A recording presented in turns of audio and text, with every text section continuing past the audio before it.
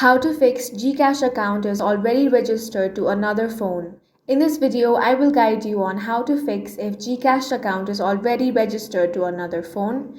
Now, there are two cases in this. The first one is if you change your phone and you use the same SIM card that you've been using on your older phone, you're not going to have this issue. However, if you change your phone and then use a new SIM card, that is where the problem comes up.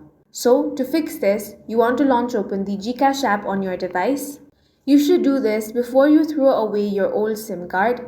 Now, log into your account, head over to Profile, then go to Settings. Now, tap Account Secure, then tap on the Unregister Phone option. Review the details and confirm by tapping Yes, Unregister. Complete the process by either taking a selfie scan or entering the OTP.